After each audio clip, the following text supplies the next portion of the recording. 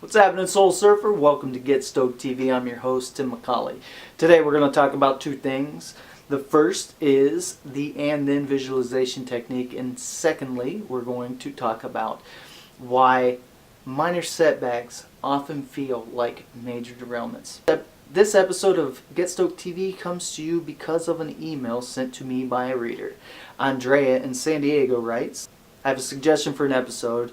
Something I've been contemplating a lot lately. So often it seems that we set out to build a small habit, and then early in the process, life gets in the way. For example, I run. It makes me happy, it keeps me sane, and I'm not getting any younger. So the long miles sometimes take a toll. I know I feel better, and I run better, and am less prone to injury when I use my foam roller. And this is the habit that I want to build. Foam roller before bed. But about a week into creating a new habit, I got really sick and I didn't do much of anything for several days. Now there was a time when I would have felt like I had failed and I would have given up instead of being kind to myself and saying, yeah, that happens. I can continue now that I feel better. Now, I've been playing this personal kindness thing for a while and I'm not always great at it, but I'm better than I used to be. But I think for a lot of people, a minor setback can look like a major derailment. We can lose perspective. Those old failure voices crop up. Don't know what you might think about all of that, but I figured I'd throw it out there. If it resonates, great. If not, that's cool. First of all, Andrea, oh yes, that resonates with me. Oh my God, woman, I can't believe that you wrote me that. Thank you so much for your email. And I got your other email. And if you're not Andrea and you did email me, I got those too. So first, have you heard of Brene Brown? If you're a long-time reader of mine, I'm pretty sure you have. We're going to talk about her in a minute. The first thing we want to talk about today is the and then visualization technique. Now, I know that I'm beating a dead horse with the cue reward habit thing, but that's what we're trying to do. And when I say visualization, I'm not talking about perfect life scenarios or anything like that. I'm literally talking about mentally rehearsing a step-by-step period of your life.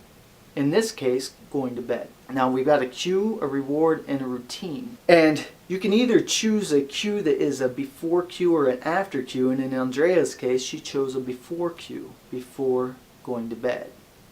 So my question would be, what happens before that? Because it's a whole routine that happens before that you start to hack the habit. And I'm going to walk you through the and then visualization technique the way that Andrea could do it, and hopefully you can modify it for your own personal situation. Now imagine a typical evening.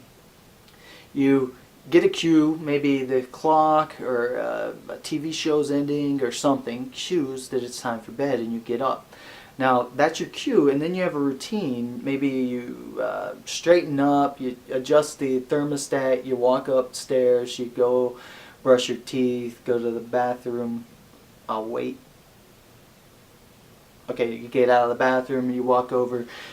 Now in Andrea's case, she's going to take off the foam roller from her pillow, put it on the ground, and roll across it on her IT bands, this little area here, 3 times on each side.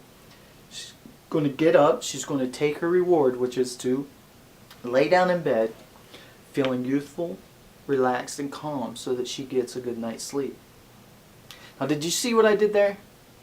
Now I'm not talking about the part where we define the reward. And I'm not even talking about the part where we set up the habit to be a tiny habit. Both of those are good. What I'm talking about is that we put the foam roller on top of the pillow. And here's why.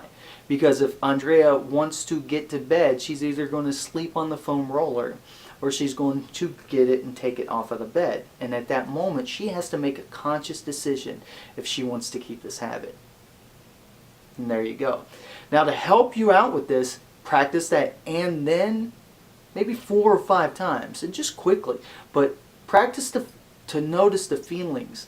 Oh, and then I'm going to get into bed, crawl into my nice comfy bed, feeling loose, relaxed, feeling youthful, because I can run longer and harder and stronger. I hope that helps you out, Andrea. And if you're not Andrea, I hope that helps you out too. Now what I'm hoping that you got out of this was a couple things. First, I'm hoping that you understand that you have habits. Sometimes we're not aware of habits, but there are things that happen throughout your day that are just routine ritual behavior. Remember the story I shared with you the other day about my dad, how he cleaned the backyard one little part of the yard at a time, and now he has this great home? He changed himself, he changed the yard, and he changed my life, all by just cleaning up the yard. Which brings me to the most important part, is that this is our year of authenticity, and my goal for Get Stoked TV is to inspire you to become your best friend. I want to inspire you to be in love with yourself. I want you to be kind to yourself, and I want you to stop being your own worst critic. That brings me to the second thing I wanted to talk about, how minor setbacks look like major derailments. And that brings me back again to Brené Brown. Now when I read Andrea's thing, she said, we lose perspective, those old failure voices crop up. And it took me back to October 15th, 2012, the first time I ever watched Brené Brown's TED Talk. If you haven't seen the TED Talk, it's freaking awesome. She starts out by talking about how TED's a failure thing, how every great leader has failed and failed and failed, and I'm cheering on and thinking this is awesome because I'm such a failure. I'm feeling good about being a failure. And then she shares the man in the arena quote, which is amazing. And then right after that, she goes into talking about those old voices of failures, but she calls it the gremlin of shame. And when she starts talking about the gremlin of shame, and that she ripped into my soul and tore the voice out of my head, and she's telling all of these strangers on a TED Talk about it. Like, it kind of pissed me off. I sat there and cried all the way through it. I wrote an article about it. I'm going to send it to you sometime this weekend after I refine it a little bit. But the reason I'm telling you about this is because a couple months later, I see a post that she's launching an e-course, and I'm thinking, I want to launch an e-course. I wonder how she would do it. And I get into her e-course, and it's amazing. The first week alone was perfect. I mean, imperfect, because it's called The Gift of Imperfection.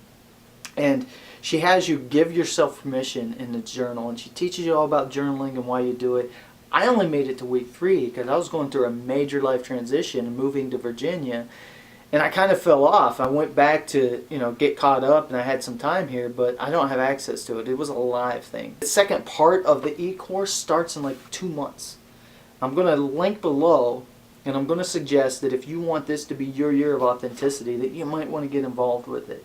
You might want to go check out the page and see if it's something for you. And if it is, then come back here under the video and make a comment, because I think I'm going to join it. And if I do and you do, then let's form some kind of like buddy group or something like that and make sure, because I want to actually go through it this time. Now, just to let you know, I don't know Oprah, and she obviously doesn't know me, or there'd be more than 60 hits on my YouTube channel. But I don't get paid to tell you this. I just really think that it's valuable for you. And I think that if you don't know Brené Brown, then I mean, you should probably thank me for introducing you to her, because she's amazing. Now remember, I want this to be your happiest year yet, and that's why I'm doing a weekly episode at Get Stoked TV.